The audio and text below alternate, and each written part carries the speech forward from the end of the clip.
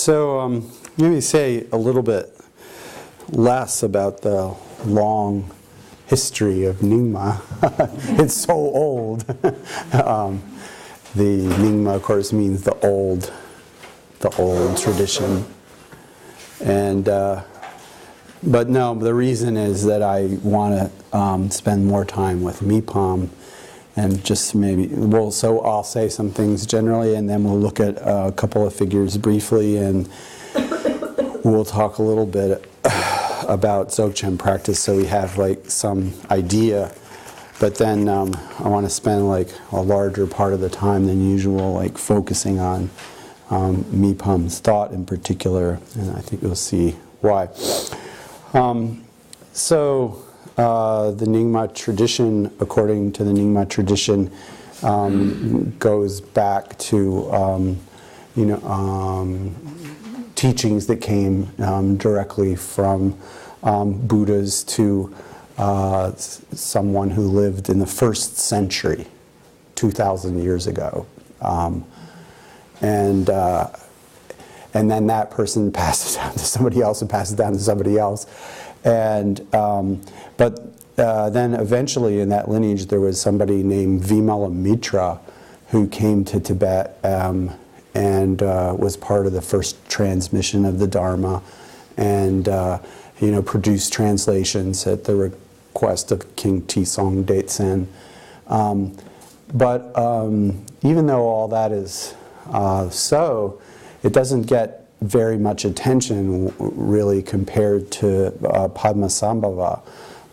So Padmasambhava is like, his life story is told over and over, but in one way of telling the origins of Nyingma, he's a person in this lineage, not the originator of the lineage, but a person in this lineage that goes back hundreds of years before him. But he obviously becomes the preeminent person in the lineage, and there's so many like stories. Of course, Padmasambhava is called Guru Rinpoche, and he's like a major figure of worship, devotion in Nyingma and by others as well. And I mentioned him briefly the other day when we were. I remember what we were talking about, Buddhism coming to Tibet or something. The idea that Tibet was full of demons in the 8th century, and so it was difficult for the Dharma to become established there, and that Padmasambhava, who'd already been spreading the Dharma in China and Turkestan, according to the tradition,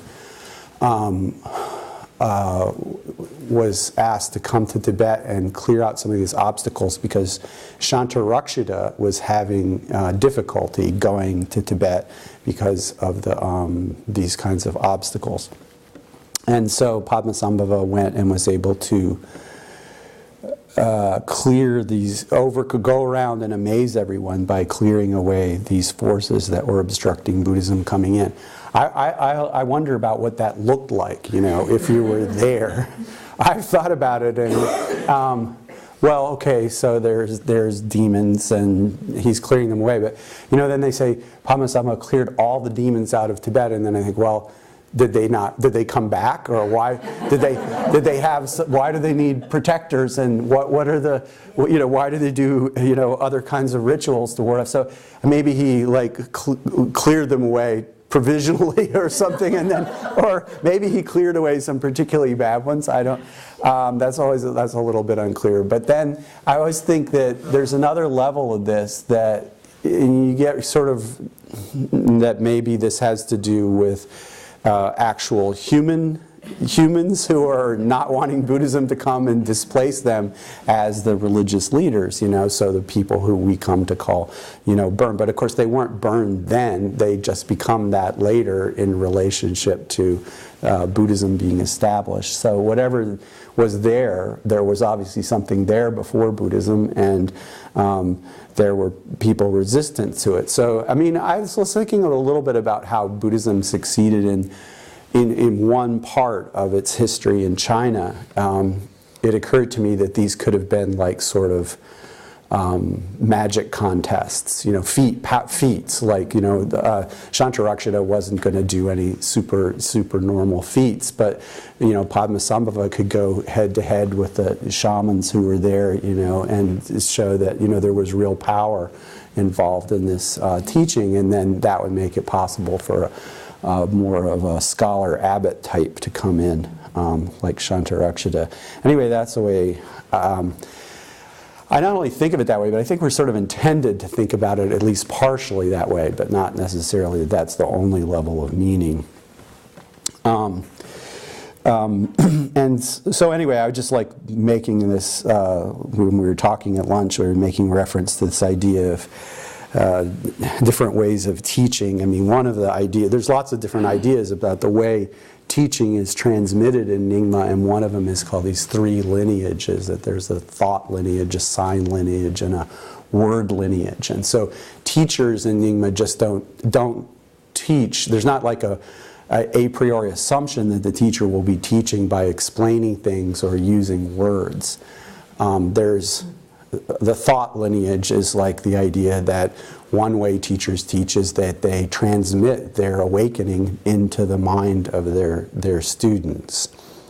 And another way is by signs and gestures, but what that's taken to mean like doing something dramatic and unexpected that like breaks the person out of their habitual way of looking at things. So when Trungpa Rinpoche was explaining this, apparently he gave the example of Tilopa smacking Naropa in the face with his shoe, and so this idea is that like not just like a certain mudra or something with your hand, but more like a whack upside the head when you were least expecting it.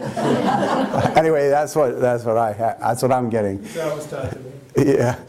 It's like makes me think of the Chan tradition again in terms of some of the ways of teaching. But anyway, of course, then there's also the one that we're more familiar with, where you actually use language. That's for the people with the lowest capacity. Yeah. Anyway, there's a lot of other kinds of ways that teaching is known and that we don't have to get into, but are distinctive to Nyingma, like the Terma tradition.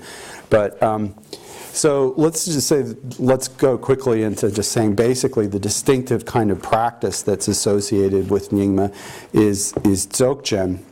And Dzogchen is like, means, that's Tibetan word, it means, Dzog means completion or perfection. Chen is just great, like the Maha and Mahayana. So what is that in Sanskrit? I haven't found out. People use it as the equivalent of Ati Yoga, which is the highest of the there's all these different like classes of Nyingma vehicles, and then within that all different classes of tantric vehicles and high tantric vehicles, and the highest thing is this Ati Yoga.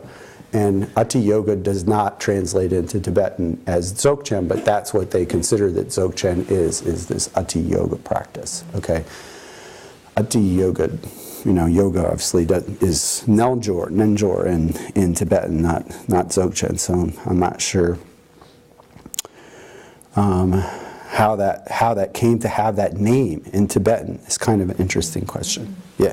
So anyway. Do Dzogchen, so maybe it was a term that came Oh, well, that's possible. Yeah, they definitely do. Anne Klein has written about this Burn Dzogchen, and right, it's very difficult to sort out, what comes from where. When you see this is a lineage that Nyingma understands as coming from, like, the 1st century AD in India, but then it's very similar to what the Burns are saying, that they have within their own tradition. So somebody's been influenced by somebody, it seems like, maybe.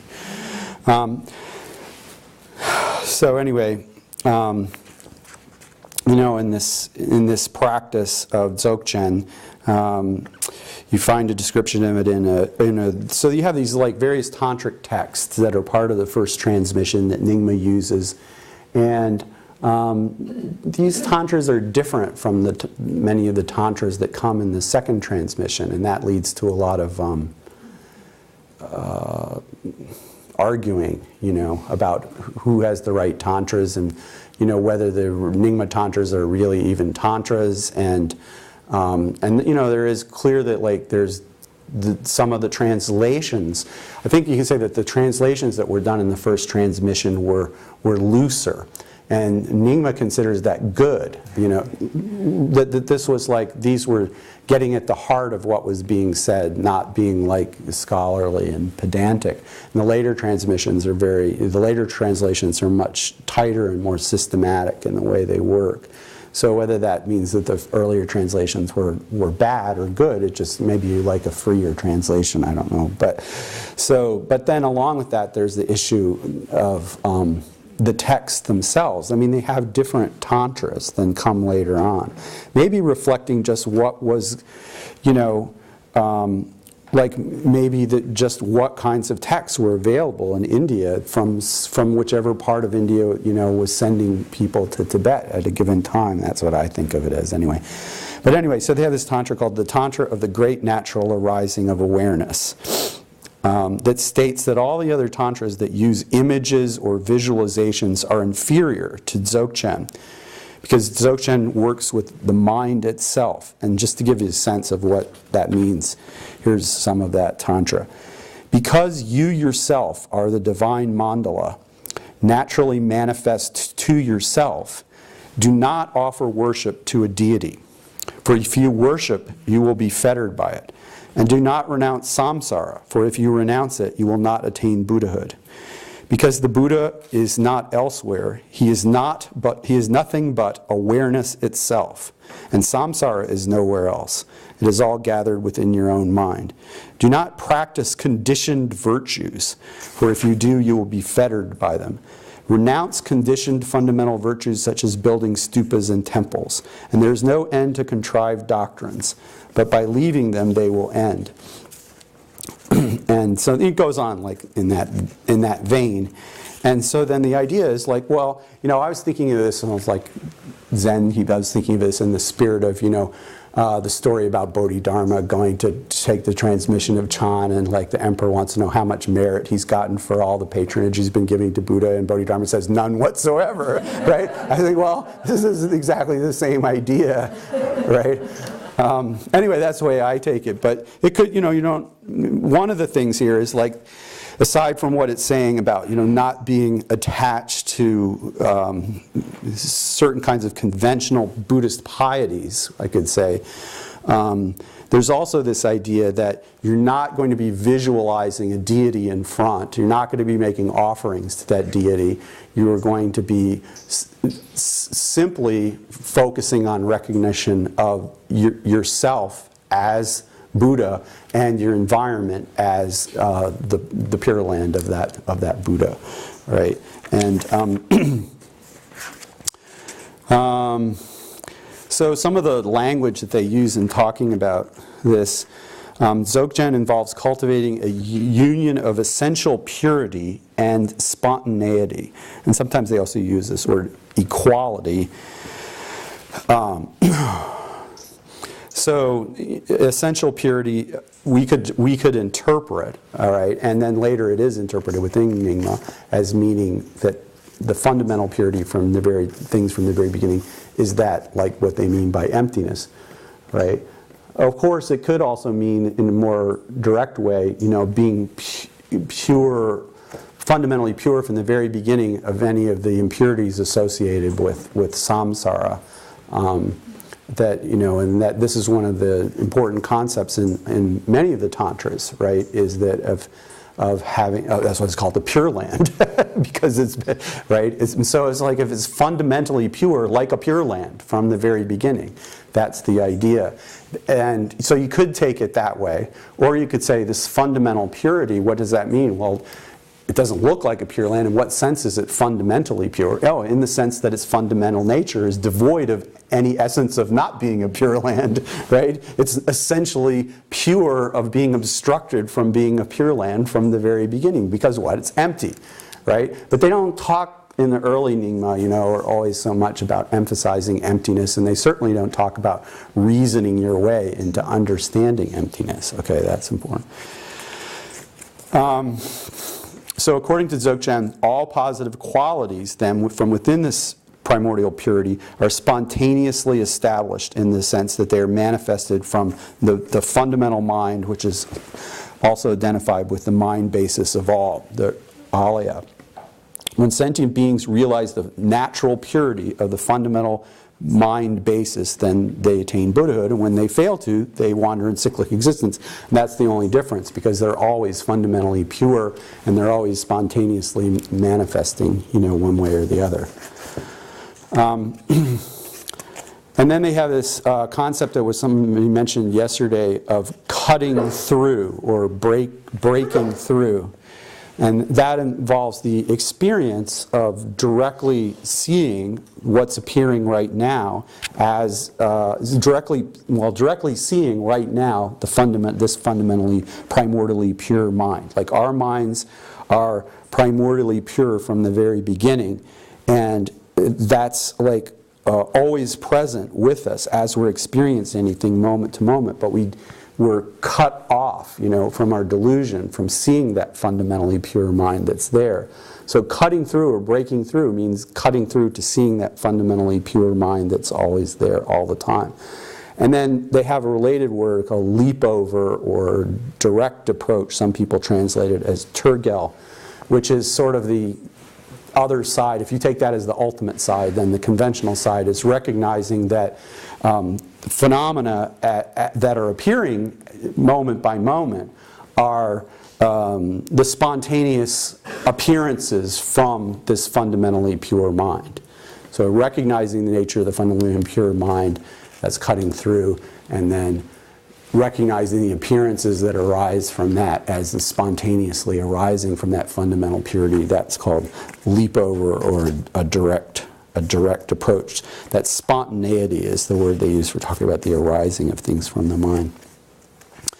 And you know that they talk a lot about the distinction between mind, like ordinary mind, that's mind, and then the nature of mind or knowledge, different words are used, pure awareness. Okay, so sem in Tibetan is like just ordinary mind, but sem ni, like the nature of mind, mindness, actually literally, that is like the fundamental nature of the mind, and that's what we're trying to see. We're trying to see the mindness of the mind, the essential mindness of the mind. And that essential mindness of the mind is also called rikpa in Tibetan, which means it's like this, some people say knowledge, but that's so misleading. So you could say like, basic awareness or fundamental awareness aspect of it. So this mind itself, the semni, the mindness of the mind, that is the Buddha mind. And so that's like what we're talking about in the Uttaratanta Shastra. That's our Tathagata Garba, in effect. Okay. So Dzogchen, though, because it's like the highest of the highest of the highest of sort of vehicle, then it's really supposed to be only for a very small number of spiritually advanced practitioners who have an unusually high capacity to... The idea is that they say this is like something that's always right here with us. It's like, I'm reminded of that, like saying in Islam that, God is closer to you than your throat. And it's like that. Like, it's not anywhere else, it's always here, right? So they say one of the difficulties is that it's too close, that it's too simple, and at the same time it's too profound and inconceivable. And because of these problems, like most people just can't get it, right? That's the idea, and you have to do a lot of, even though it should be extremely simple. In practice, it's not. And those are the ways they talk about, like, well, why it's not so simple. Oh, they say, I was like doing the Islam version, but like, they say in Nyingma, it's closer to you than your heart or your breath. It's more fundamental to who you are than any of your emotions or your feelings or experiences, because it's the basic nature of all of those all the time you're experiencing anything. So in order to practice, of course, one of the things you have to do is like calm your mind down and go into like a clear state of mind where you can then try to observe the basic nature of the mind itself as it's arising. And people do this, they do practice mindfulness meditation, but as they practice mindfulness meditation, they're trying to like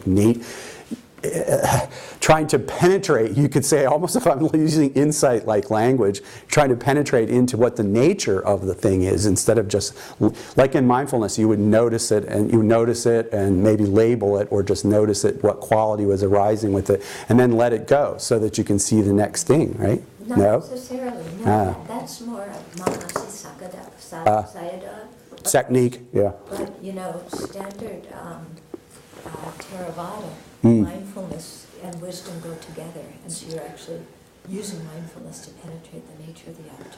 So you have to like stop and to analyze like one particular experience. So suppose I'm doing mindfulness and I'm walking and I have sensations in my feet, right? Like if I'm going to start like, I have to start like, trying to penetrate analytically into the nature of a tiny sensation of pressure. You're noticing the thing, but you're also looking at its impermanent nature, its nature of dukkha, its selflessness. Oh, the three marks. Yeah. So you're like trying to bring to mind and see how the three marks are present in the phenomena as they're arising. Right. This is kind of the thing that mindfulness is just you note something and drop it. That's from Mahasi Sayadaw, and it's a very American thing. I see. But it's not standard. Yeah. No, I always thought we were going to watch things as they arose, and then sooner or later we would notice the three marks in them. But you're saying we're actually setting out to look, to perceive the three marks as they're there. Oh, I see. Okay, thank you. Yeah. So in this case, you're looking not for the three marks, which would lead you to turn away from these things, but you're looking in to see their basic fundamental nature, which is who you are and who everything is in your experience, right? So that's still a very different kind of thing. And so in this kind of looking into what mind is, and this is important in the Dalai Lama's thing that I was doing last year, part of the process is to try to look at the character and the quality of the mind, what kinds of qualities it has, and also how it arises and abides and pass away. So there's this kind of like, now you're doing some kind of analysis, but it's not like a reasoned, logic-based analysis. It's more of a kind of introspective empiricism, You're trying to say, well, what is actually going on here with a moment of my experience? What is it like? How minds arise and pass away. You're searching for the place from which the mind arises, checking various parts of the body and realizing that none of them is suitable as a basis for this arising, and so forth. Or, and trying to catch the moment in which something starts and so forth. So His Holiness this is very important in his analysis of this, because he's saying, well, they may not call this analytical meditation, but what they're going to do from, my point of view, is adding up to realizing through analysis that the mind is unfindable under analysis, even if they're not doing it in the same way that, right? You're searching for, trying to find some graspable nature of the mind and finding that it's unfindable. Because you realize that the mind arises from nowhere, abides nowhere, and goes nowhere. And this leads to the understanding of the mind is empty. And one final thing I wanted to say about this experience of like this process of like checking out what the mind is like, and it relates a little bit to a passage we might get to in Mipham. One Nyingma teacher has this sort of poem. Mind has no form, no color, or concrete substance, and is not found anywhere outside or within your body. It's not a concrete thing, even if you search the 10 directions. It does not arise from anywhere, or abide anywhere, or disappear at any place. But that doesn't mean it's non-existent. It's not non-existent, since your mind is vividly awake. It's not a singularity because it manifests in manifold ways. Nor is it a plurality because all these are of one nature. There is no one who can describe its nature. But when expressing what it is like, there is no end to what can be said, and hence all the Nyingma texts, right? It is the very basis of samsara and nirvana. It's like I'm reading this and I'm like, well, you know, it's not one and it's not many. Oh, that's like what it reminds me of Nagarjuna, right? And then he's saying, like, wherever you search for it, there, like you search in this place or this place or this place, like you're not going to find it. But nonetheless, that doesn't refute its existence because it's immediately apparent, right? It's a different kind of, maybe, you know, feel that this is a different kind of language for talking about getting, a different kind of way of getting at something similar to, you can get it in different ways. Okay, so on my sheet that a religion gave some names relevant to Tibetan Madhyamaka, I picked 2 people to say a little bit about. And the second 2 are very famous. And the first one is not so famous, but he's the earliest one, so we'll start with him. Rongsom Churgi Sangbo. Rongsom, people call him Rongsomba. Rongsomba was like, is important here for us because he's the earliest person, Nyingma, that we have that writes a book about Madhyamaka, sort of. And it's been translated into English. And it's called, by Heidi Koppel, called Establishing Appearance as Divine. And I don't know. Maybe I'm just going to read you a little bit of it, and you can, and then I'll tell you what some people, different people, say about what this means.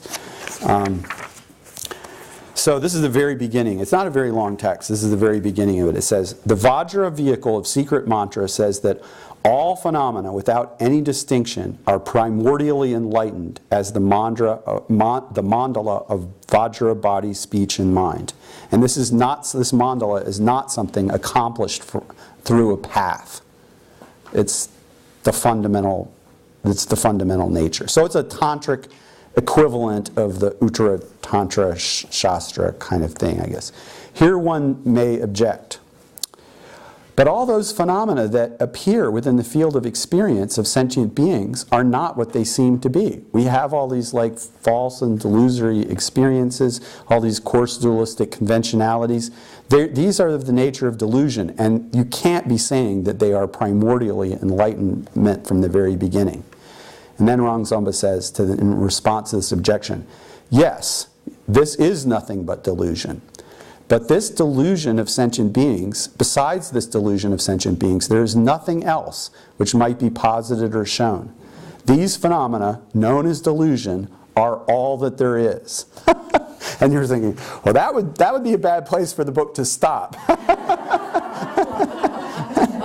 Because it's like, it's sort of a surprising response, you know, I thought. And then the next paragraph, he goes on to sort of say, okay, well, this is what non-Buddhists say about, you know, that there's a permanent personal self. And this is what Vaibhashikas say about the characteristics of impermanence. And this is what Sautranikas say about negating the personal self, and the Vaibhashikas say about that. And then there's the Yogacharans who believe that the dependent nature is empty of any imputation. And then there are the Madhyamakas, who assert that all phenomena are ultimately free from the extremes of existence, non-existence, and so forth. And then, so do you see what I'm saying? There's a ladder of tenets going on, and it starts with Vaibhashika, and it goes to Madhyamaka, and then above it, there's the secret mantra. And this, according to the secret mantra, the two truths are inseparable and are primordial enlightenment. Thus, wandering beings set forth their individual views, and they argue about these views based on the character of their shared perception. And there are, hence, no separate subjects that we could actually be investigating.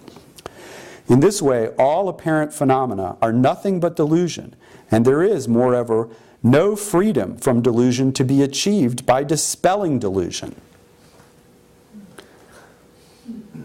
delusion is, by its own essence, completely pure, and hence enlightened. All phenomena are, in this way, primordially, fully, and completely enlightened. Phenomena appearing as various attributes are therefore, indeed, the mandala of the Vajrabhati speech and mind. They are the Buddhas of the three times, never going beyond their original essence of complete purity. So sentient beings and Buddhas are never differentiated in terms of their basic nature. Just like distinct causes and results appearing in a dream, they are nothing but the perceptions of individual minds brought forth by the power of imputation. And so forth. So anyway, you get that. And the rest, it's not a very long book, and that I think gives you the gist of the way that he argues. He has a kind of interesting way of expressing himself, right? And you wonder, like, well, what does he really think that we shouldn't try to overcome, overcome delusions so that our Buddha light can shine out? Or is it just like enough to recognize that it's impossible to get rid of these delusions, but we need to just recognize that in their nature, just as they are, being deluded and painful, that they are fundamentally already pure, right? And he doesn't really get into that. It's not like an elaborate text like Dolpapa.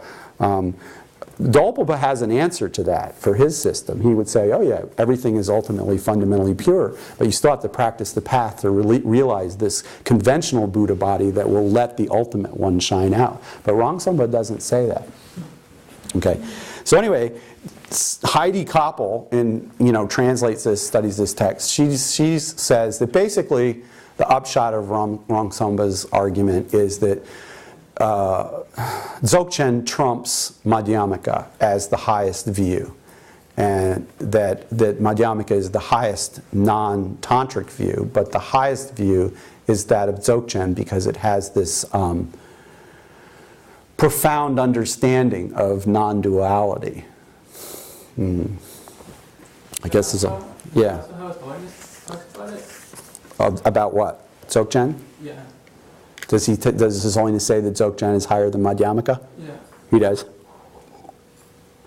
Where? Oh, I thought you were repeating my question and answering it. No, I don't think he says that. In fact, we just read yesterday that he says that. What he's going to say is that Dzogchen is an effective path because it will incorporate the same kind of understanding that goes along with Prasangika Madhyamaka. In fact, he does say that. We read it last year in the last essay in Kindness, Clarity, Insight. That's what he says. That's basically the thrust of that whole article. He doesn't say Dzogchen's okay even though they never get it, the emptiness that Tsongkhapa taught. He said it's okay precisely because when they do this searching to see how the mind arises, abides, and disappears and what its characteristics are, they're doing effectively an ultimate analysis that realizes the emptiness of the mind. And therefore we can consider that it meets the criteria, of being having a Prasangika Madhyamaka view even if it doesn't have that label. That's what he said. Okay, okay, so then that's Longchenpa, and then there's a lot of other, of course, great, Nyingma Lamans, but Longchenpa, or his full name is Longchen Rapchamba, 1308 to 1363, is really important. There's different ways of telling the whole history of Nyingma. There's this sort of prehistory part, all the stuff before Padmasambhava, and then there's the Padmasambhava stuff, and I was thinking about this today. It's like, in those days, it wasn't like there was Nyingma. You know what I'm saying? It's like nobody said, oh, there's the old one. No, it was just Buddhism in Tibet, right? And then there wasn't really Nyingma until there was like other Buddhists there who said, and we're not like them. Do you know what I'm saying? And then it's like, oh, they're the Nyingma. So Nyingma had to organize itself. It was all these different people doing all these different practice lineages. It wasn't like that they had some big monastic university or something like that. There'd been this situation that during the dark period there where Buddhism was just hanging on by its fingernails. And so it had to be revived and also had to be organized and systematized. And so Longchenpa is like not just a famous Dzogchen poet and teacher, but he was also like a great systematizer and writer and organizer. So I think a lot of, if we write, a story about Nyingma, a lot of what we were writing wouldn't have been able to be written before Longchenpa. Longchenpa organizes it so that we can tell an organized story about what was going on. So in some sense, it's like if I'm just looking at it from the outside, you almost can say, like in some sense, that Longchenpa is the person who starts Nyingma as we know it. Do you know what I'm saying? It's like some people say, oh, Jesus didn't start Christianity, Paul did, right? Or something like that, And then it's like in that way, there's not really a Nyingma until you have somebody who takes all this stuff and says, oh, how does this work? How does it fit together? What makes a system out of it? And that's what Longchenpa did. And of course, he was also really famous as a Dzogchen teacher and writer.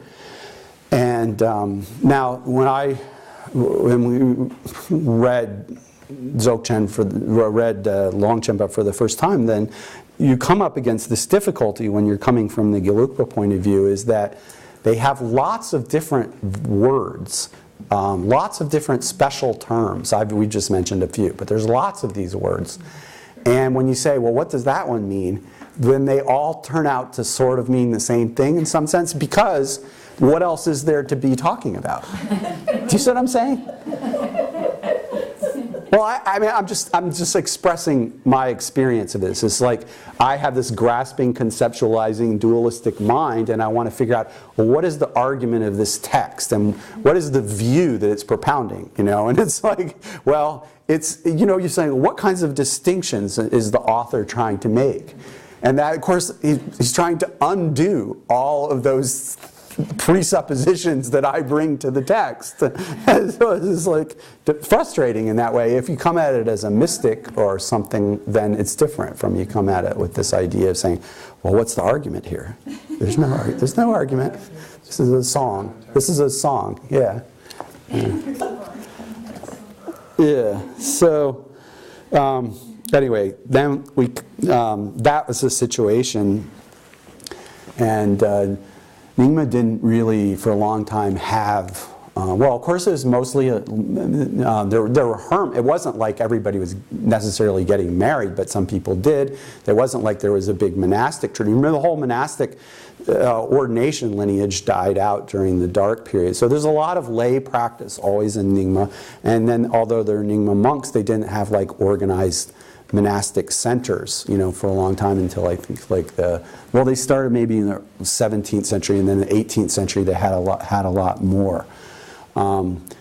So then you have this great luminary who comes on the scene in the 19th century, Mipham.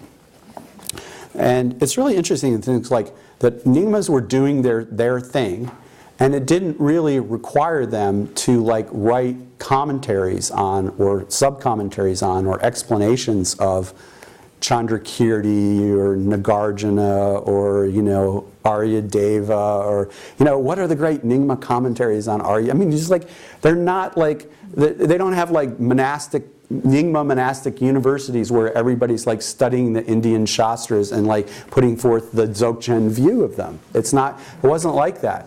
And so it's at the other opposite end from Gelugpa in terms of being focused on the practice and experience side. And then Mipham came along, and he put this together. And in some sense, I don't know if like Longchenpa, he said, okay, exactly how are we going to talk about the relationship between Madhyamaka and Dzogchen? So taking a Dzogchen point of view as a Nyingma, he seriously engages Tsongkhapa. It's clear that he's read Tsongkhapa. He not only read Tsongkhapa, he reads Shantarakshita. I mean, he reads all the Indian Shastras from a Dzogchen point of view. And then he decides to write a Nyingma commentary on an Indian Madhyamaka Shastra, which is by Shantarakshita.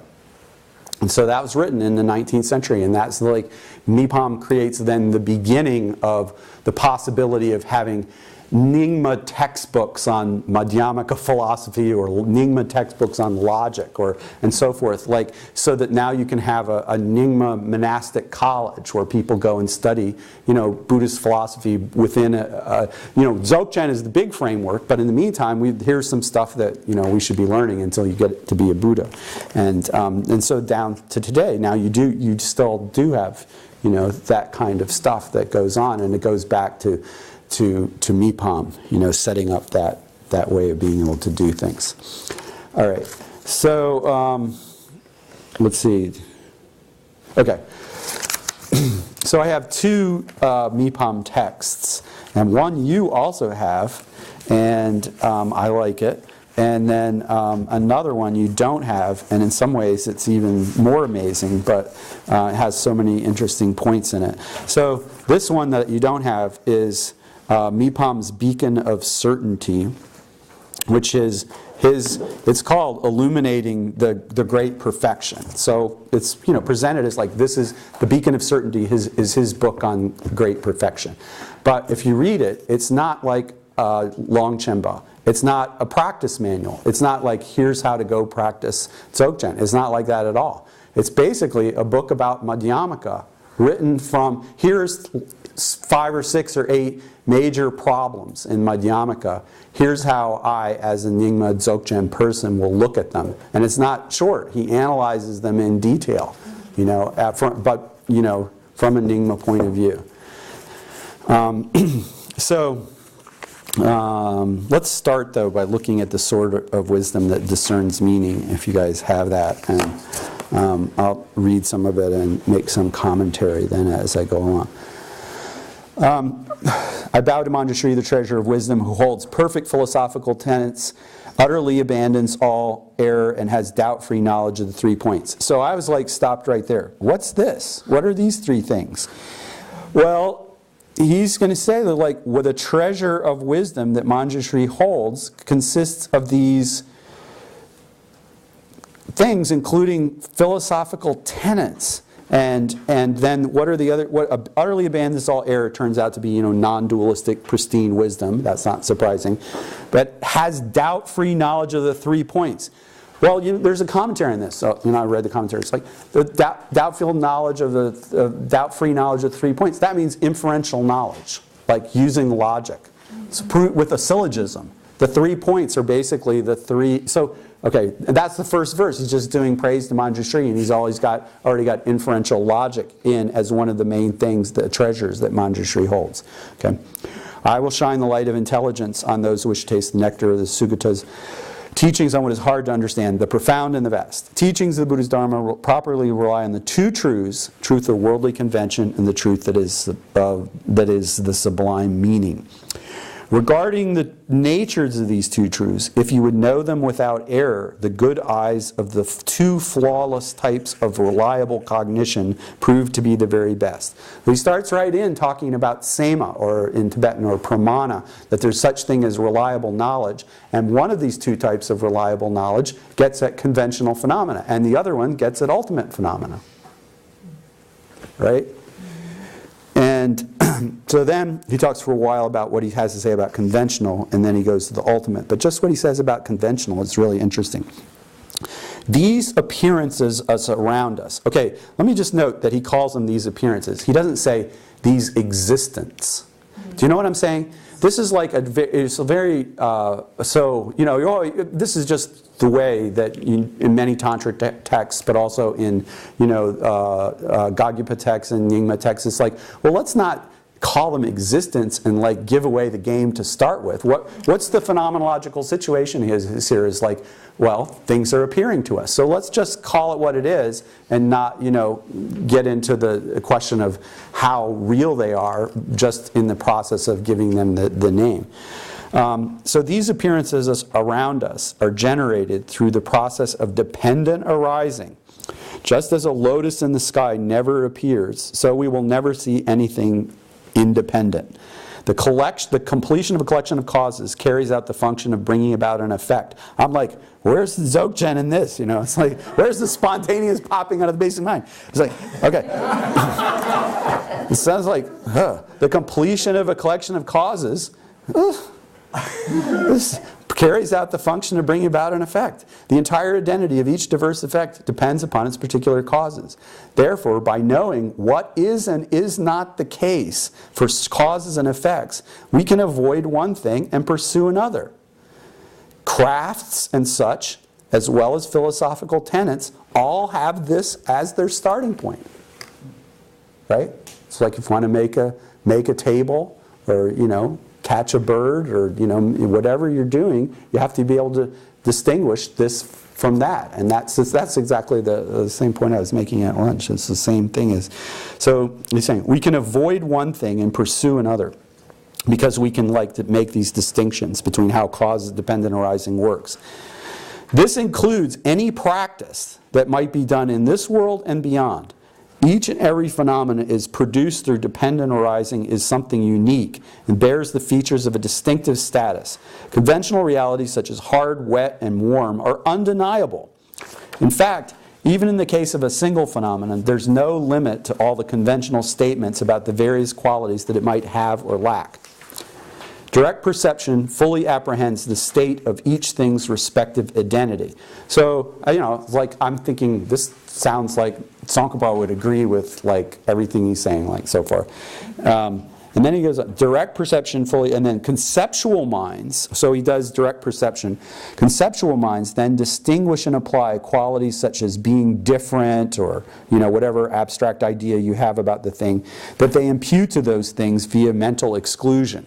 Well, you know, we don't have to get into that, but this whole mental exclusion is a reference to the whole process of the way conceptuality is understood to work in Dharmakirti, you know, coming down to Tsongkhapa, right? So he's like, he's not just saying, oh, conceptuality, gross, dualistic, you know, like, and then it's like, no, it's like he's understanding that we have to have these thoughts, and he knows exactly how they work in exactly the same way that like earlier Buddhist philosophers said. Objects of knowledge understood by means of two distinct aspects. The actual substance of things, he means like what perception gets at, and what is imputed via exclusion. That's the conceptual knowledge of it. So there's conceptual objects of knowledge and perceived objects of knowledge. There's lots of different presentations of this. Okay, so then he goes to the ultimate. Right here, there's no transition. When the nature of things of cause and effect is analyzed well in terms of reality, no producer is seen, and there are no dependently produced dependent arising. Each thing appears to have its own nature, but is empty of its own essence. And this is the sphere of reality, possessed of three liberations. This is the ultimate reality. Okay, so now he's set up something that he's to say about the two truths that sounds just like so far what Tsongkhapa would say about Madhyamaka.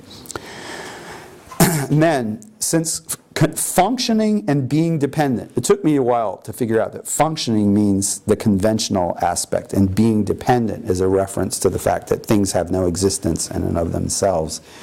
So functioning and being dependent, that's like what's sort of like the conventional and the ultimate. These are what are real about each thing. And the limits of knowledge cannot be traced beyond reasoning that's based in these realities. So then he goes into the different types of perception. And there's 4 types of direct perception. Non-mistaken sense and mental perception, along with self-cognition and yogic perception. It's wrong to say that perception does not exist because, and this is really interesting, why is it wrong to say that perception exists? Why would it be wrong to deny direct perception? I would thinking, well, because the direct evidence of our experience seems to contradict it. No, that's not what he says. It's wrong because if you denied it, then there would be no evidence to use an inference. Isn't that interesting? I'm thinking, that's like Tsongkhapa's argument that, you know, when we have to reason to understand reality, and we can't do reasoning unless we can rely upon some information that we've gotten from our ordinary conventional perception. Well, he doesn't say that, he's not quoting Tsongkhapa, but that's the way he's saying we have to have perception because otherwise we wouldn't be able to reason. It would be impossible to take stock of appearances and how they arise from causes and then cease. If that were the case, on what basis would we be able to realize them as empty? And then he, quotes Chandrakirti, ultimate is not realized without relying on the conventional. So, he's saying that's what he's taking Chandrakirti to mean when he says the ultimate doesn't arise except relying on the conventional, is that you need to have some information from your ordinary conventional perceptions in order to use inference to realize the ultimate reality. When the mental faculty generates a clear demarcation between an internal or external object, this is what we call mental perception. If we didn't have this, we would have none of our cognitions that constitute our ordinary awareness of things. Then he says, why we need meditation-based, yogic perception to know what's beyond ordinary world. And then this is the next verse here, just as the experience of direct perception is about this Rangrik, self-perception. Just as the experience of direct perception cuts off conceptual superimpositions about form and so forth, it's like knowing directly what a form is with your senses is a way to cut through your false ideas or distortions or generalizations that are characteristic of your conceptual representation of it. In just the same way, direct perception does the same thing with the mind itself. So in other words, you have to, the mind has to be able to know itself. In other words, otherwise there would have to be some other mind to know that mind and establish it. So the way that he says you avoid an infinite regress is you just put this faculty of self-awareness into each moment of consciousness, right? And so obviously that's not what Tsongkhapa believes. Tsongkhapa thinks that implies that the thing will be self-existent, but lots of other people disagree with Tsongkhapa, not just Mipham. Also, you have to remember, Mipham Madhyamaka is going to turn out to be a Yogacara Madhyamaka, which who did he pick out of all the Madhyamakas to write a commentary on? Shantarakshita. So he's like coming from a point of view of a Madhyamaka system that takes it for granted that you need to have this kind of thing. So then he goes on about self-cognition for a while. So let's go to the next page. Conceptual minds know their objects by apprehending a general meaning mixed together with the name. These minds proliferate the world's conventions, just like we talked about this yesterday. Even those beings who know no language accept and reject meanings with conceptual minds to which there appear general images that are fit to be mixed with names. It's like, like even animals have sort of conceptual representations which they could apply a name to. Were there no conceptual minds, then there would be no conventions of refutation of proof. And in that case, there would be possible to have any inference as the basis for practice. Conceptual thought comprehends and establishes all that is not evident to the senses, such as the fact that the future is coming. And if we had no inferential thought, we would all be like newborn children. So when the sign on the basis of which something can be understood fulfills the three modes, the presence of subject, the forward pervasion, the reverse pervasion, that's the 3 points that he talked about in the first verse, then that proof has no flaw. So he accepts logic, he not only accepts inference, that he demands it and requires it in order to be indispensable for the process of liberation. Page 5. Top. What is empty? Let's see. I'm missing a verse. Oh yeah. In terms of their basic way of existing, emptiness and what is empty are not different at all. Now we're getting a little Dzogchen interlude. So the indivisibility of appearance and emptiness is inexpressible, and we each must realize it for ourselves. Various sorts of proof and demonstration involving what exists and what something is, and negating what does not exist and what something is not. When you yourself have understood all this logic and you're sure about how to set things up with demonstrations and negations based on reliable knowledge from inference, then you can teach other people proofs and refutations that are consistent with reasoning. And then he goes on in the next section to distinguish between pure conventional knowledge and impure conventional knowledge, and how you should use the impure to enter into the pure. And when you do, as though clearing the eye of any fault at the bottom of this page, cleanse the eyes of reliable knowledge and behold the final purity and the final equality. So, we're going to use reasoning to understand. It's very much like, we're going to use reasoning to understand that things are empty, and then we're going to go beyond that into this inexpressible, primordial, non-dual union of emptiness and appearance. We set forth a presentation of minds that are reliable and those that are not, inasmuch as conceptual and non-conceptual consciousness might be mistaken or non-mistaken, as in the case of seeing two moons, dreaming, or seeing a snake. If there weren't any distinction between reliable minds and unreliable minds, then there wouldn't be any difference at all between what is mistaken and true, what is false and what is not. So it's like, then there wouldn't be any tenets. When we analyze in terms of reality, all these presentations, every sort of presentation of reliable perception, inference, unreliable minds, they're all proven empty of essential nature. But that doesn't mean that we're not going to make them and tell you that they're important anyway, even though, do you see what I'm saying? It's just, there's all these things and they're utterly empty, but they're also indispensable. Therefore, utter freedom from all elaborations abides, just as heat abides in fire, within every conventional elaboration. That's interesting. We have all these conventional elaborations, but just as heat abides in fire, their utter freedom from all elaborations is right there within them.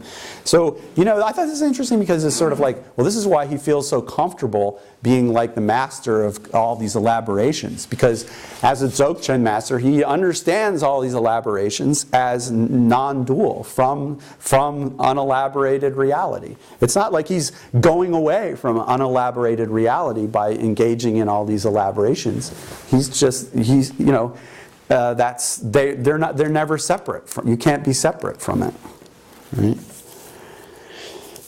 Thus, since appearance and emptiness arise inseparably in everyone, when one considers them as method and result, it's impossible to say which is which.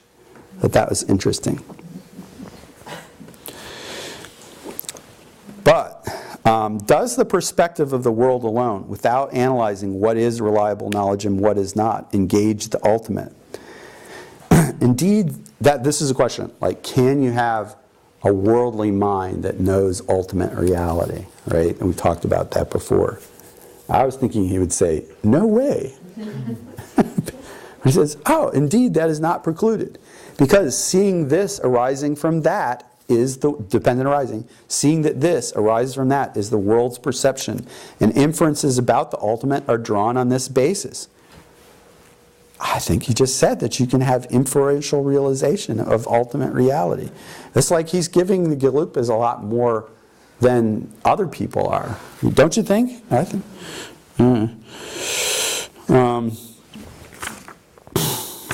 Okay, so let's skip over to page 7. The conventional, what we know, is not real. Neither knowledge of the conventional nor enlightened self-awareness are real when analyzed. The single truth that is the final indivisibility of the two truths is nirvana. Pettit's translation, The Beacon of Certainty, uses coalescence of the I don't know, I haven't gotten into coalescence, but I mean, this is the limit of reality, because everything finally comes back to this final indivisibility or coalescence of appearance and emptiness. This non-duality of knower and known is embodied in the radiance of sublime wisdom without limit or center. So opening the sharp eyes of wisdom, knowing the profound and the vast in this way, behold the good path from which have come the Sugatas and their wisest children. This is a fortunate discovery of something rare, and the method of both Sutra and Tantra. Do not let it all be for nothing. Those who are illuminated with an intelligence possessed of the four-point reasoning do not count on others, but use analysis to develop certainty in the four reliances. Okay, you know what the four reliances are, right? Relying on the meaning, not the words. Rely on the teacher, not the teaching. Not the teaching, not the teacher. Rely on the definitive, not the provisional. Rely upon sublime wisdom, not like ordinary mind. But what is this four-point reasoning? Well, this is like something that's like actually not actually unique to Nyingma, but it's not discussed very much in other schools. And Longchenpa actually uses this. So they have this idea about four kinds of reasoning. And I don't want to go through it, but I just want to point out that like I'm going to talk about it again a little bit tomorrow. But it's this concept. It's like a Nyingma reasoning concept that Longchenpa uses and then Mipham uses. It comes in here. So if you don't have the four reliances, like a blind person depending on a blind guide, you'll turn them inside out by working from popular opinion, mere words, and shallow thinking.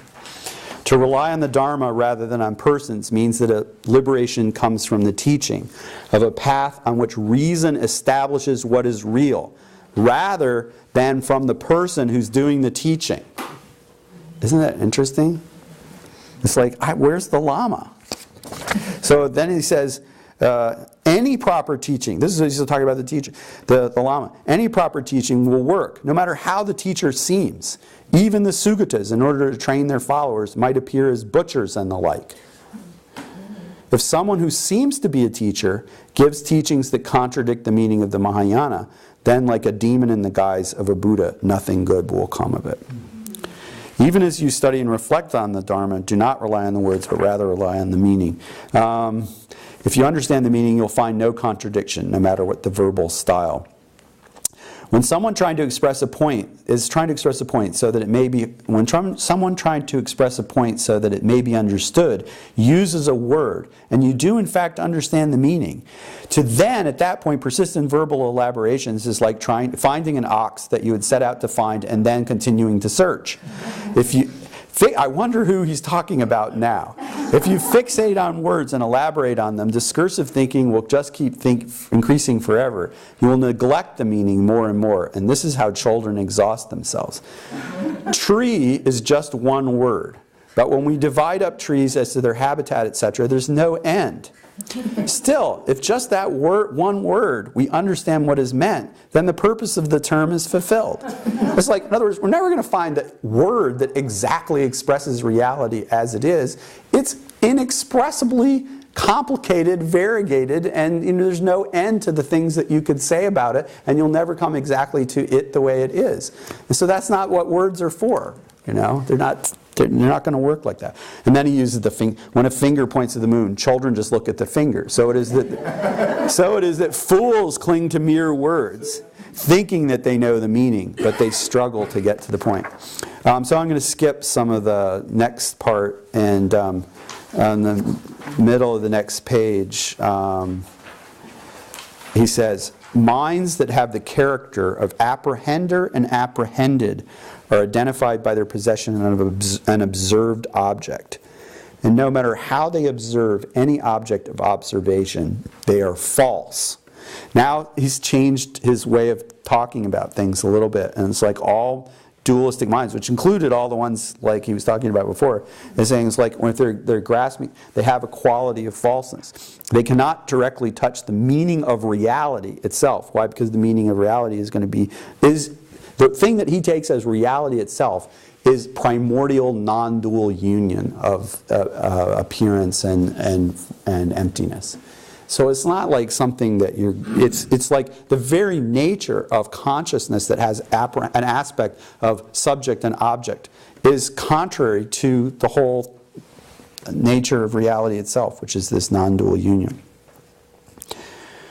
You might observe it as, you can look at reality as a thing or a non-thing or both or neither, but no matter how they observe their object of apprehension, as the sutra says, any apprehension of an object, any grasping at an object of observation is the domain of Mara.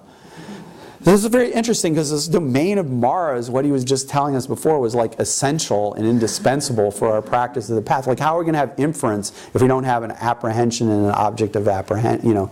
So we've gone into sort of, he's switched over from like the Madhyamaka, Dharmakirti and Chandrakirti mode, and he's gone over into like the Dzogchen mode. And so from this point of view, it's like well, all of these things have to be recognized as in some way, from an ultimate point of view, ultimately having this quality of deceptiveness.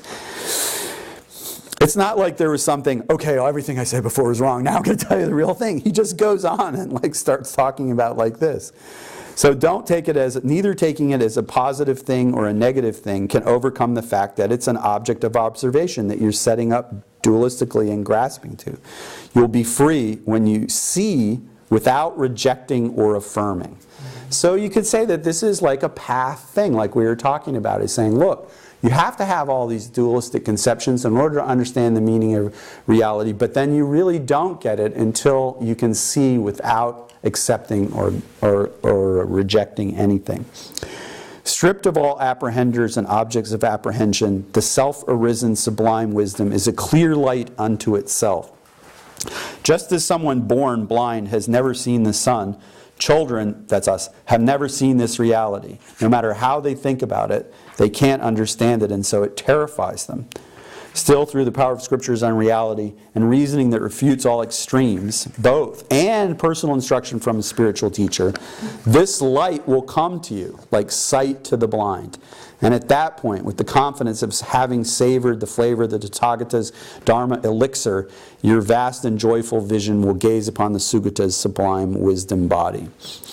It's like you see the actual nature of, the actual real nature.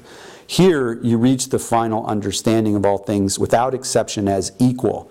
And while you thereby gain definite assurance that they're inexpressible, it's still skillful to express the inexhaustible Dharma treasury.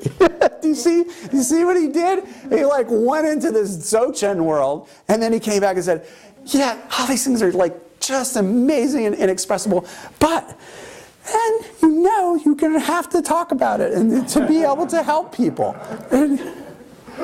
Right? And then that takes you back around to where we were before. Like when you start talking about it, how are you going to talk about it in a way that makes sense? Well, we've got all these distinctions that really make that work. If you gain skill in how the two truths work, you come to see the meaning of their inextricable union. At that point, as though stripping the husk to get at the kernel, you see that all Buddhist methods are aiming at this point. Therefore, with the thought, the Sugata knows methods, and these methods themselves are the path to reality, you develop an irreversible faith in the teacher and his teaching. By attaining the highest sublime wisdom of non-abiding, you are naturally liberated from the extremes of cyclic existence and peace, and the flow of your great compassion spreads without strain, pervading the farthest reaches of space and time. Okay, so that's as much as I don't know how much I gave you, but that was as much as I wanted to read. So now, let's see. That's where we started too. So yeah, we still have more time. That is. I went through it kind of fast, but I think that text is really easy to follow. And it's also, I find it really kind of beautifully written and fun in some of the ways, the way he expresses himself. And at the same time, it's like, this is not like you're not reading Longchenpa anymore. You know what I'm saying? This is like, you can see, he's taken this Dzogchen perspective and he said, oh yeah, all these things that arise in the mind are, manifestations of this fundamental, indivisible union of appearance and emptiness. And that doesn't mean that that's all that's useful to say. How are we going to get from here to realizing that indivisible union? Well, other things that we say is what he said makes the point. It's like within all these elaborations, there's this unelaborated nature. We don't have just because we're using elaborations doesn't mean that we've betrayed. We've betrayed. It's not only have we not betrayed; it's skillful to do so. Right?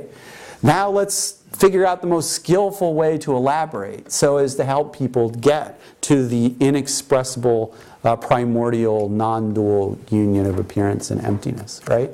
And it's like, I don't know, it just reminds me of this Chinese parallel of, we talked yesterday about, the first inexpressibility and the fact that, the Tao Te Ching starts with the first line is the Tao that can be named, or the path that can be followed is not the true path, or the Tao that can be spoken of as Tao, or the Tao that can be named Tao is not the true Tao. It's a lot of translations. But so the Tao that you can talk, let's just say the Tao that we can talk about as Tao is not the true Tao. So it's like, well, and then someone later said, well, then the real Taoist must be these Confucian philosophers, because instead of trying to talk about that which is clearly inexpressible, they're going to write about how we can cultivate a better moral character, which is expressible.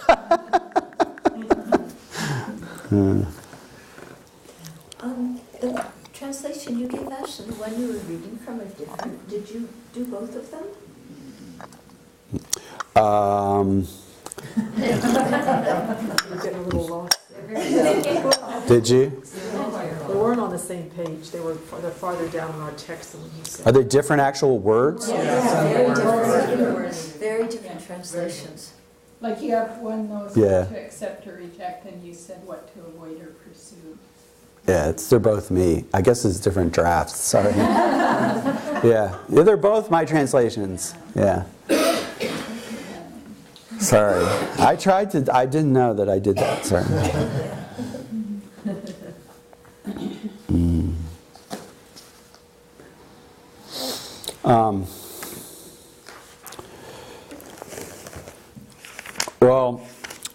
I wanted to get to a couple other points with this. Like the other text, that's like a lot of text to get through, and the other text is like even longer and more complicated. So I thought maybe since we do have quite a bit of time, maybe I should like pick some points out of it, here and there. This is one of the beacon of certainty, and as I said, this is like supposed to be a text that, unlike this one, which is on wisdom in general as a topic, this text is supposed to be specifically about Dzogchen, but in fact, it's like takes all these different Madhyamaka issues, and some of the issues he takes are, for example, is emptiness a absolute negation or a non-affirming negative, or is emptiness an affirming negative? That's the first one he takes. And then one of his other questions is, which of the two truths is more important? And does Madhyamaka have a position or not? And so he talks about some of these things.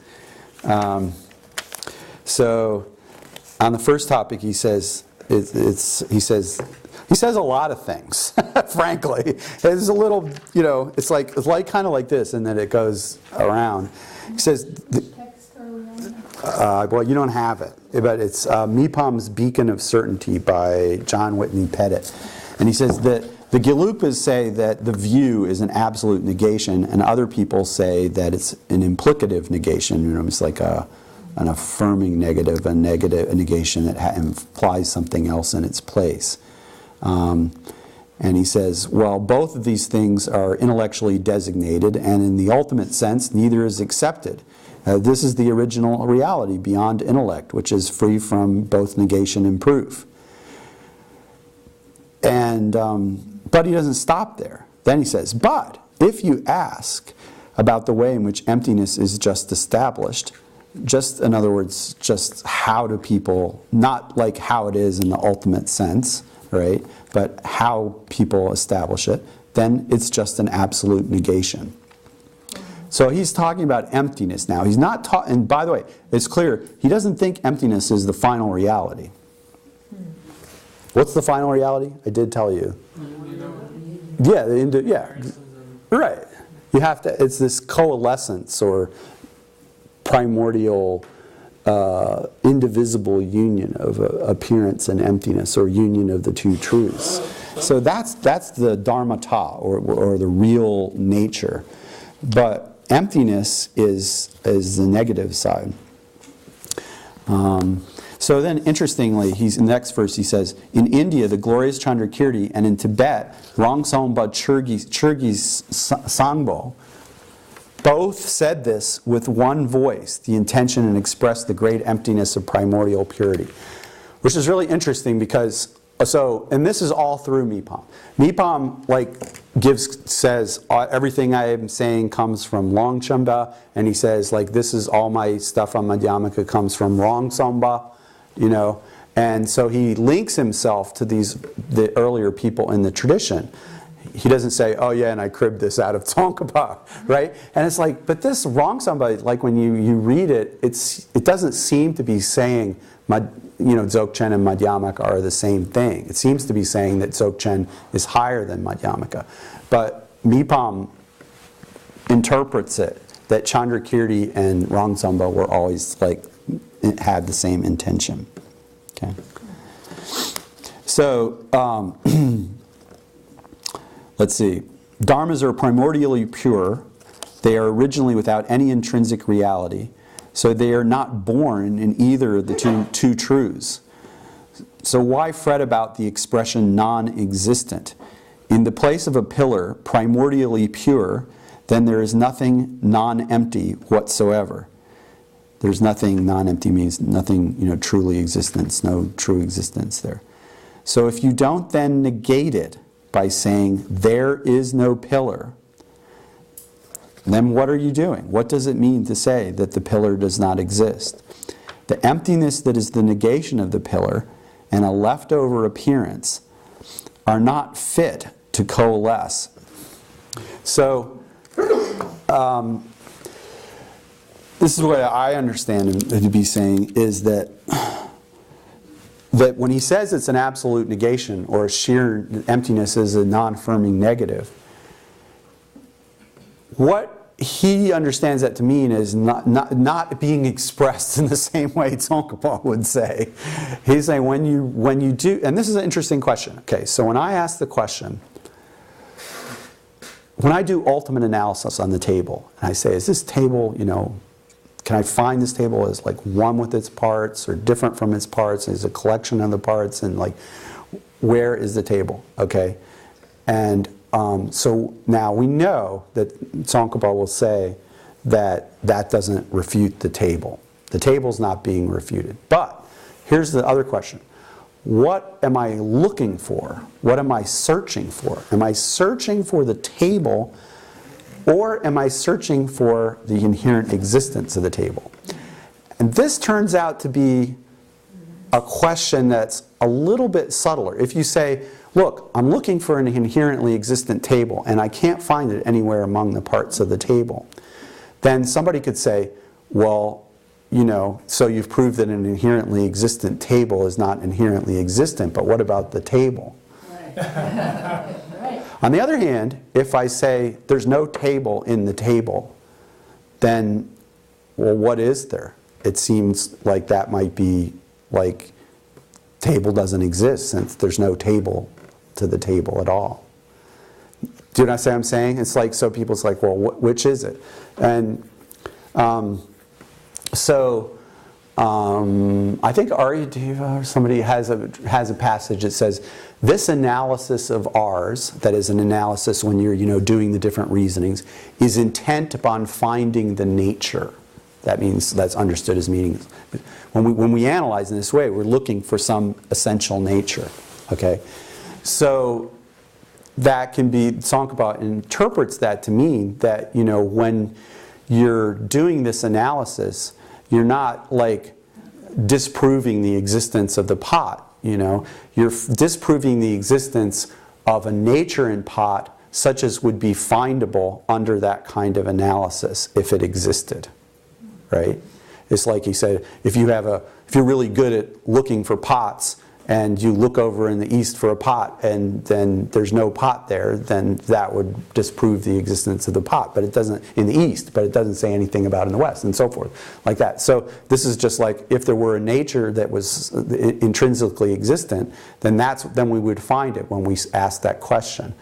But it's not refuting the mere existence of the pot. But then still you have this question, it's well, when I ask that question though, and I ask the question, is like, for example, I was explaining this one time at another Dharma center, actually, and I said, well, I'm looking for the table. Is this the table? Is this the table? Is this the table? I looked for the table in all the different parts of the table.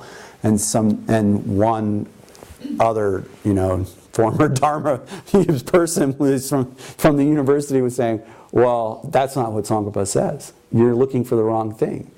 You don't want to prove that there's no table there at all. You want to prove that there's no inherently existent table. And I said, well, no. I think that if I look for the table really hard and I don't find it, that will prove that there's no inherently existent table. But if I set out to look for an inherently existent table, then, well, I wasn't even, that's quite a different matter. The unfindability under analysis of an inherently existing table will mean to me that there's no inherently existing table, but it won't tell me about the table. Do you see what I'm saying?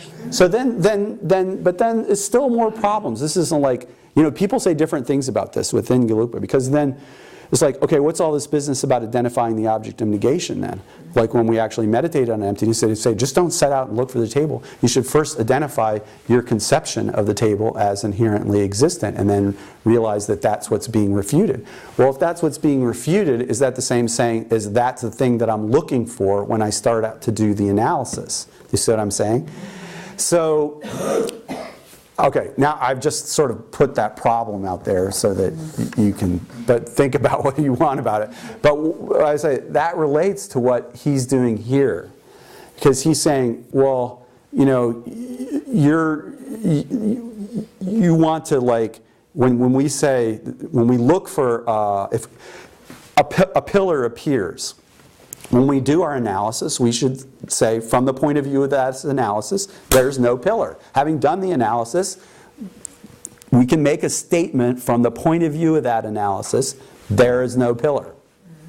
And if you don't, then you're doing the horn thing. You're saying, oh, it's like you've added something extra on, and then you've subtracted it again by analysis. You know what I'm saying? And it's like, this is what gets the Gelugpas and is being like logic choppers rather than yogis, because they're accused then of not actually like refuting their actual conceptions of things as existing vividly as set up right there as they appear, and instead it just like adding something extra on and then proving that it's inconsistent and then leaving the vivid appearance of things that's just unscathed, right?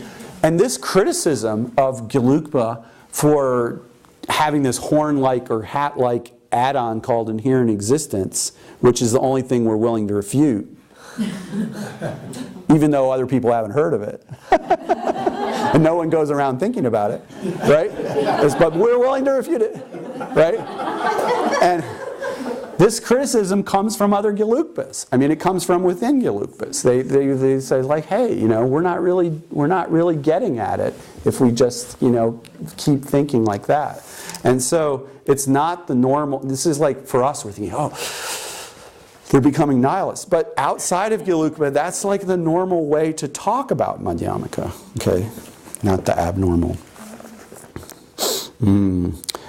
So then he has this really pithy thing. To say that a pillar is not empty of a pillar, to say that a pillar is not empty of being a pillar, that would be Tsongkhapa's position. Pillar is not empty of being a pillar. Pillar is empty of being inherently existent as a pillar. It's not empty of pillar.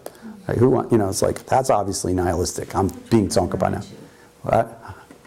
Huh? What are you going to run into? Yeah, exactly. So pillar is not empty of being a pillar, and that would be the Tsongkhapa position. Or to say that the real nature is empty of being a pillar. Who would say that? Who would say the real nature is not empty of itself, but it's empty of being a pillar? That's Dolpapa. So he says, those people who say that the pillar is not empty of a pillar, and the other people who say that the real nature is empty of being a pillar, both of those people let's see, is to posit a basis of emptiness and something of which it's empty. These are verbal and ontological extrinsic emptinesses. Whoa! He puts W-O-E exclamation point. If this thing is not empty of itself, if things are not empty of themselves, then the empty basis is not empty, and it's going to be left over after you're done the refuting. You see what I'm saying? It's saying, like in case of Dolpapa, you haven't refuted the intrinsic existence of the Dharmata, and he's saying, basically saying, and Tsongkhapa is just as bad, because I mean, in a way, it's worse. He hasn't even refuted the intrinsic, the actual, existence as it's appeared to us of the conventional phenomena that are here. Why? Because he's like, he won't say that when you search for a pot, there's no pot. He just wants to say when there's search for a pot, there's no intrinsically existent pot. You see what I'm saying? What page are you on? This is page 196. It's just like the first page of the actual translation. Yeah. It's a lot of it. So, but isn't it interesting? I find it really interesting. I think that, Mipham to me is like the great discovery. That's why I'm like taxing you with it so much. It's like I didn't have good karmic connection with my previous forays into Nyingma. And then I just find that he's a beautiful writer, and he's very subtle and creative in the way he uses language. And then this mixture of, he's like totally aware of everything and very quick, in the way this like little thing he doesn't even, of just like putting Tsongkhapa together with Dolpapa in like one verse just like that. It's just like, how did he do that? How does he come up with that? Right. So, and that was one thing I wanted to make a point about. He goes on about that point quite a lot, and he blends it into a lot of talk about coalescence and so forth. So if you're refuting something other than the thing as being findable in the thing, then he makes fun of that. He says, it's like, well, everybody knows a cow is not a horse.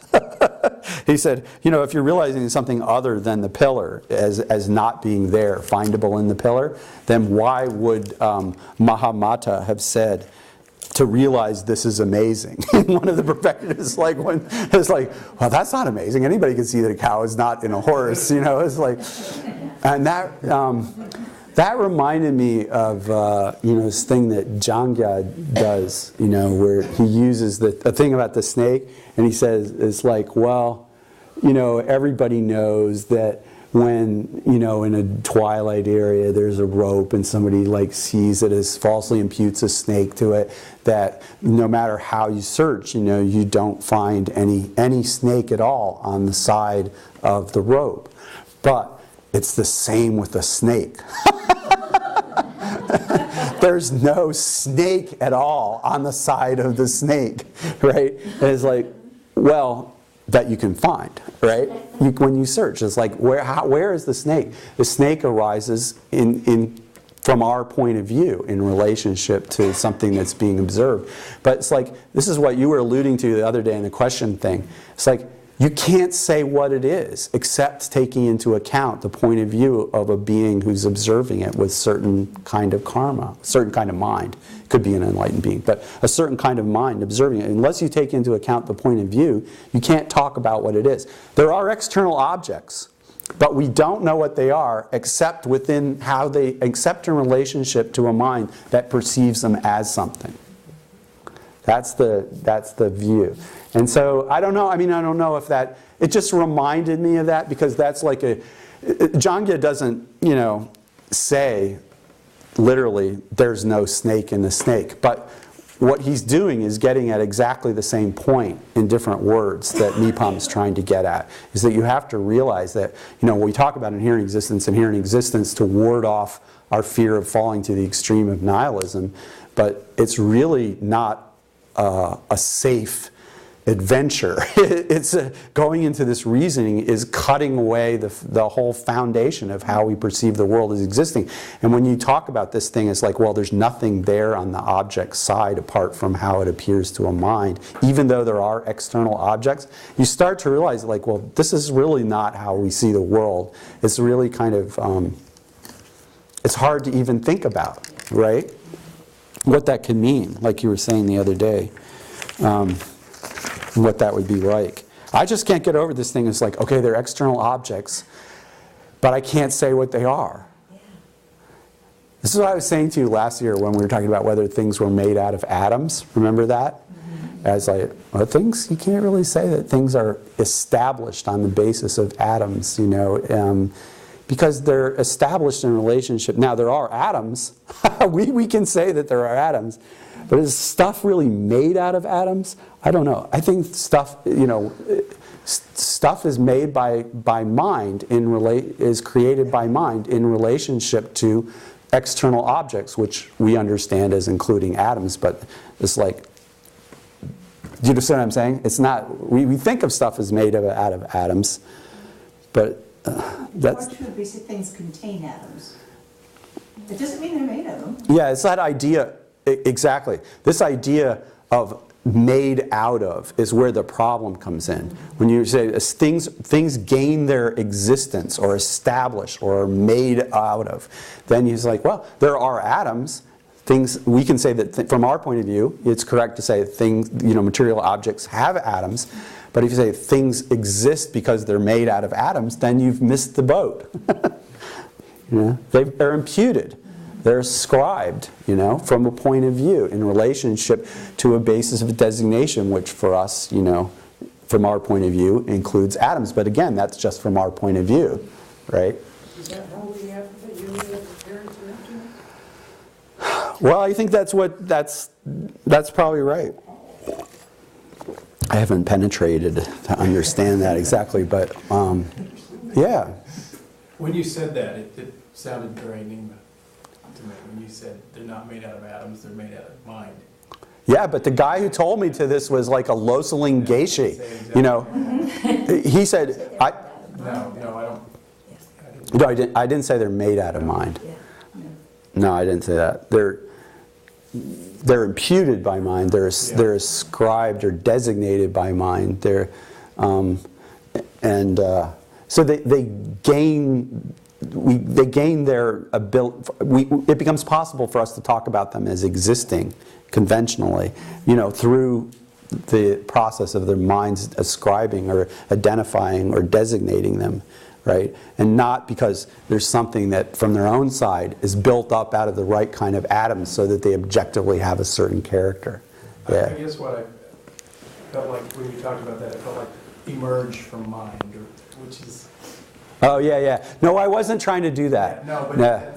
Yeah, I see. Hearing it from that perspective. Yeah, because we're doing all Nyingma up until that moment. Yeah. Yeah. I just can't help myself from going back into Longchenpa. Yeah. But I think that's okay because, you know, like we were talking about at the beginning, it's like this is a dialogue. We're doing a dialogue. And we have to have our turn to talk. Mipham had a turn. Yeah. You know what I'm saying? Yeah. I just have a basic Madhyamaka question. Which? I don't quite... Oh, you do? Yeah. Yeah, I do. I don't understand how, how is there a valid basis of designation to impute something when anything that comprises the basis of designation also is just imputed itself?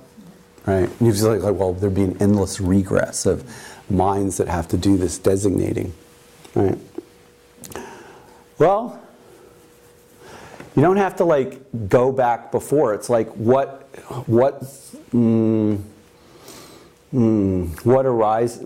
appears to us in a certain way on the basis of our karma appears in the world in a certain way, then we designate and impute in a certain way, and then if we make a mistake, then that's like corrected by, you know, further investigation and analysis.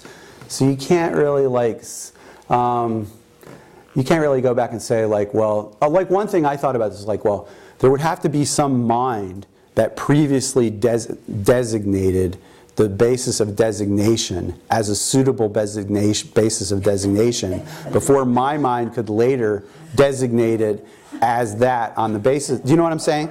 If nothing had already designated the basis of... Designator. Yeah, The creator. yeah, the designator creator. Right. So it's like if there's nothing that's already designated this as, as the suitable body parts, if there's nothing that's already designated this as the suitable body parts on the basis of which to have the person designated, then how can that designation take place? And then you just have the problem of infinite regress, right? Right. But I don't think that that's what it actually means to designate something being merely designated on the basis of object of imputation, that there's has to be some infinite regress of minds. I think it's about this, the things being merely existed in conventional terms means, it goes back to this idea that we were just talking about, that there's nothing there on the object side that makes it what it is in and of itself.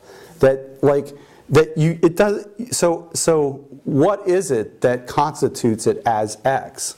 Is that it's something, is that we call it X, and that it becomes, if it works as in that way, as X, or if it doesn't, then that, if I call the lantern a cat, then that can be corrected by, or falsified. I would say, I've been thinking of, saying falsified, and sort of using this idea that we have this provisional understandings of what things are that arise to us on the basis of our given, karmically given, bodies and minds. But then these are susceptible to falsification or correction or revision, based on further experience. And that's all there is. It's not like that there's some, that's what Chandrakirti says, is what it means to have he doesn't say in the text a conventional valid knower, but that's what Tsongkhapa understands it to mean, right? Is conventional valid knowledge means that, an ordinary mind knowing something in a way that, with senses that are not impaired, such that it represents, an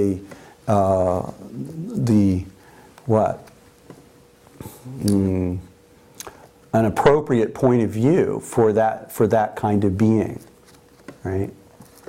So can that be just culturally dependent? That's a good question. I don't, it's that is never, I noticed that the Venerable Thupten Chodron used the example of an ant yesterday when she was talking about whether this was a cup, and it's from our point of view, it's a cup, and no one will find out on closer investigation, that it's actually some, a turkey. But from an ant's point of view, it's it's not a cup, it's some, as she was saying, it's some other kind of thing. So, but what about cross-culturally? You think we're all humans, would all have different, same kind of karma. But then people do really have dramatically different, culturally situated appropriate perceptions of things. And then you get in the question is well, does this open up complete cultural relativism? Which I don't think it does, because I think what it is that for practical purposes, a lot of times we have to consider that culture gives us a different way of understanding situations. And this is my interpretation. It's it's not that we have a human essence, but that we're all human. We are all born as human beings, and we have the same faculties and karma to be born as human beings. So if it's sort of culturally appropriate in some culture to say,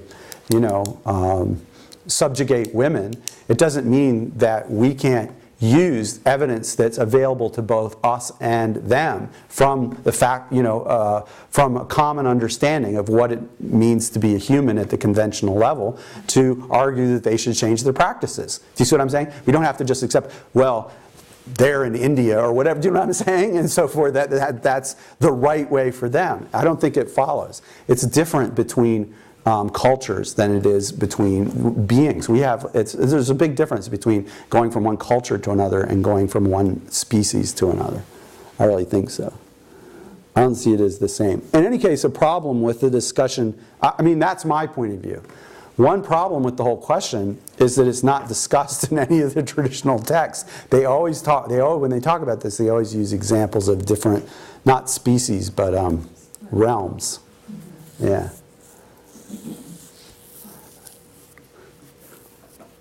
Of course, we talked about this a lot last year, but I think this is one of the most profound ways to sort of open up our the weirdness that is the unlike the way we normally take for granted things are-ness of the Madhyamaka view, and just not be so blasé about it. And that is to think about that there's spiders or something. It seems very clean, but maybe there's some like small bugs, right? I think there was about flies, yeah. And that they're it's not like, oh, they have that funky fly karma and makes them see things wrong. Do you know what I'm saying? It's like they have their legitimate perspective in the same place and time that they're like, it's like a completely, it's sort of like, I was going to say it's a completely different world, but it's like, it's sort of not a completely different world, but it's like it is a completely different world at the same time. And how can that be? How can there be like completely different objects that are appearing? And it's because there aren't any objects that are objectively established there. Depends on the kind of mind that's present observing them, what kinds of objects are properly perceived. That's all there is. And so I think I'll tell you, I appreciate your question. It's like, I spent a lot of time, and I've seen other people asking this question and trying to figure out, okay, if everything's designated by mind, when does this designation take place? I have wasted so much time thinking about this. And I've decided that that's not the point. It's not like, oh, we have to find the mind that does the designation. Actually, if you read in my book, Appearance and Reality, I have like a collection of answers that I've gotten to that question from different teachers that are not the same as each other. But I think the right answer that I've gotten to is that's not what that means. It's not a question of like finding and positing when and in whose continuum the designating mind takes place. It's not actually around. Oh, okay. Oh, sorry. But that's okay. Sorry.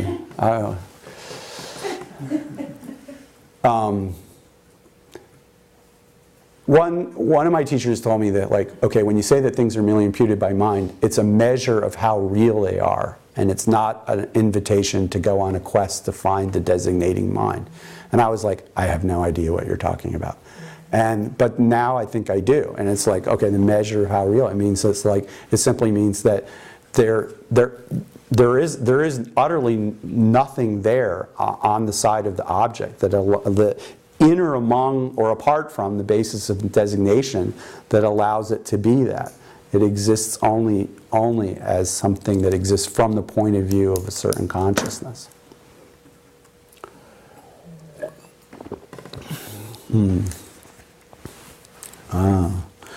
Well, let me just say one more thing. I can see what the time is, and there's a lot of very cool points in here.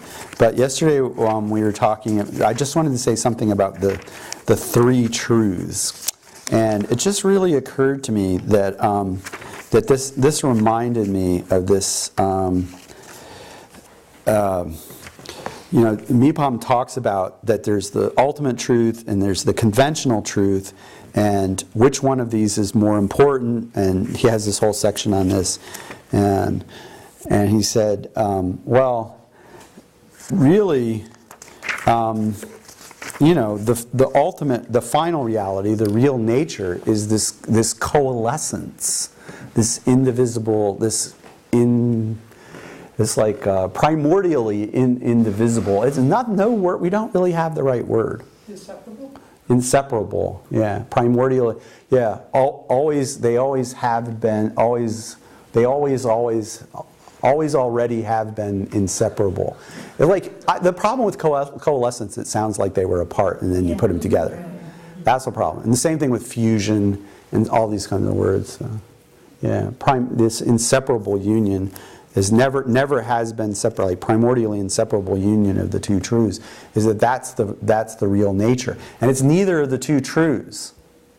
That's what I was saying. So it's like, it is very much like in some ways, Jury E's idea about a third truth. that, you're alternating. We know, right, from studying the path structure, that it's like you realize emptiness, and then you come out of emptiness and forms appear, and at least for a while they have this illusory character because it's under the imprint of remembering that they're empty, but they're still appearing. And then at some point, then the bodhisattva, meditates on emptiness again. But sometimes you're seeing emptiness, sometimes you're seeing conventional forms, even if those conventional forms are still like marked with emptiness. It's convention. You're seeing not seeing emptiness and conventional at the same time. So it's like alternating between the two truths. You're thinking it's like you can't get them united into a single truth, and it's like, so what is the final reality of things? It's like when in Tsongkhapa's way, he says like, well, the final reality of things is emptiness. From a Nyingma point of view, and other people too, right? This does look nihilistic. Of course, their definition of emptiness, they think, doesn't negate enough. But when they say it's like, because you're not, as he said earlier, we don't really think you're understanding that you have to negate the actual thing in analysis, not just some inherent existence of the thing. But to say that emptiness is the final reality sounds negative because it leaves out the conventional.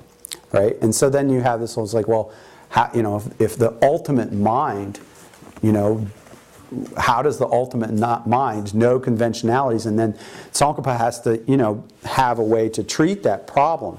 In a way, you could say, like, it's a problem that's created when you insist on saying that one of the two truths, and only that one, is the final and ultimate reality, right?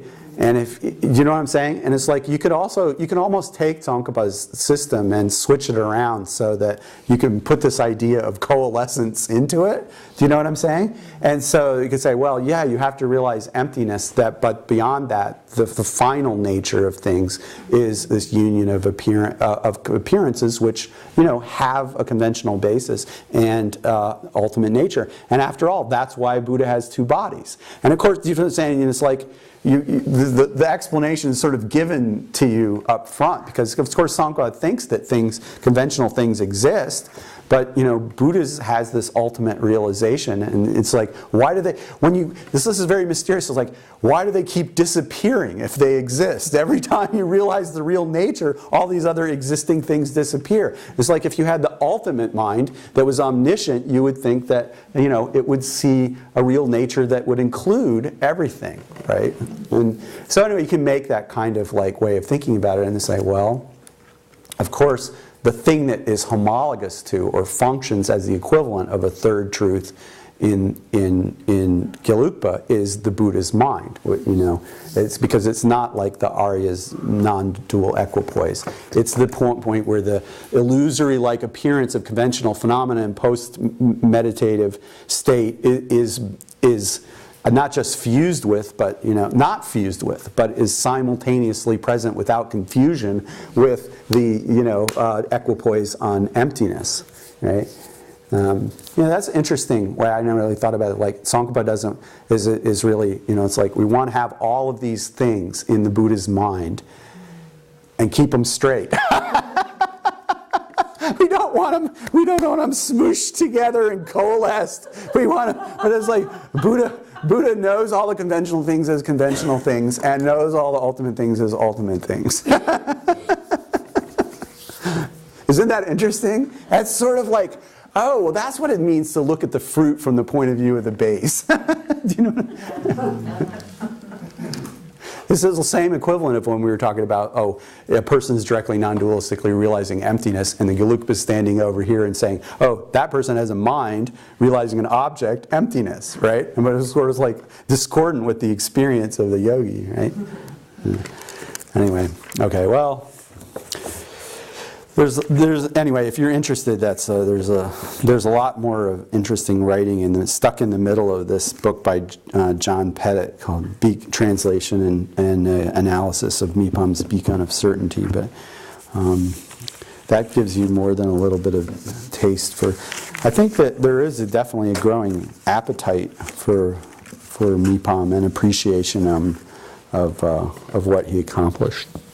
Where was where did he fit historically in terms of what was happening, or was he in a particular... Well, he's part of the Rimé movement in eastern Tibet. So, I mean, he wasn't one of the founders, like Jamgon Kongtrul Lodrö Taye was a co-founder, and people associate. He was in the 19th century. I think his dates are on there. So he's in the 19th century, Eastern Tibet. He's associated with and part of the Rimé movement. I didn't mention anything about Shendong, but so I read this, especially the part I just read from Beacon of Certainty, as like criticizing Shendong. And so he's basically saying, obviously Dolpopa's Shendong is really bad, and Tsongkpa's way of doing things could be interpreted as being in its own way as bad or worse. And he uses the word Shendong to talk about that, what he's calling a wrong view. So, but there are, you can see what Mipham's doing. He's this combination of Madhyamaka and Dzogchen. For him, he does not foreground this concept of Shendong as something that is how he explains his view. He uses Madhyamaka, he uses Dharmakirti, and he especially uses Dzogchen. And he goes back and forth, mixes it all together like that. But, so then people because Shendong was very important in this Rimé movement, and then a lot of what's gone on with Nyingma textbooks, explaining things since then as based on Mipham, and so some people read Mipham in a Shendong way, and some don't. But that's about that. Now we've come to the limit of my knowledge about that. Yeah. Thanks.